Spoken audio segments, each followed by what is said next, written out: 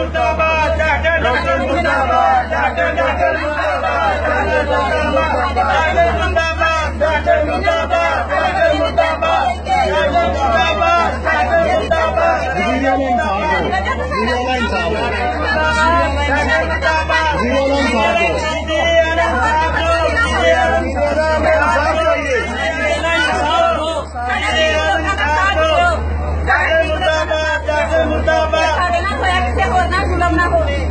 ਸਾਡੇ ਲੋਕਾਂ ਦਾ ਸਾਥ ਦਿਓ। ਗੌਰਮੈਂਟ ਕਾਹਦੇ ਵਾਸਤੇ ਵੇ ਕੇਸ ਕਰਨ ਵਾਸਤੇ ਵੇ ਇਹਨਾਂ ਆਪਣੀ ਹੁਕੂਮਤ ਚਲਾਈ ਹੈ ਹਸਪਤਾਲਾਂ ਚ ਛੋਟੀਆਂ ਛੋਟੀਆਂ ਨਰਸਾਂ ਨੇ ਧੱਕੇ ਮਾਰ ਕੇ ਬਾਹਰ ਕੱਢਦੀਆਂ ਨੇ ਕਿਸੇ ਨੂੰ ਦੌੜ ਨਹੀਂ ਕਰਦੀਆਂ ਤੇ ਮਰਦਾ ਤੇ ਮਰੇ ਕਿਸੇ ਨੂੰ ਧਿਆਨ ਦਿੰਦੀਆਂ ਇਹਨਾਂ ਸਾਡਾ ਬੱਚਾ ਮਾਰਿਆ ਸਾਡਾ ਬੱਚਾ ਬਿਲਕੁਲ ਠੀਕ ਸੀ ਸਾਡਾ ਬੱਚਾ ਬਿਲਕੁਲ ਠੀਕ ਸੀ ਇਹ ਬੱਚਾ ਲਾਪਰਵਾਹੀ ਦੀ ਵਜ੍ਹਾ ਤੋਂ ਮਰਿਆ ਹੈ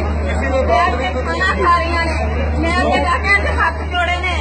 अल्लाह का वास्ता करके मेरी बच्ची ने चेक कर लो ना नहीं किया